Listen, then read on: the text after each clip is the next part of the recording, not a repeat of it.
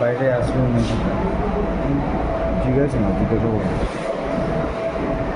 Long তরাইয়ের গুঁড়ো মশলা হোক বা সর্ষের তেল, আমার দেশের প্রোডাক্ট, দেশের স্বাদের আনন্দ। লং তরাই, লং তরাই, রান্নায় তোমাকে চাই।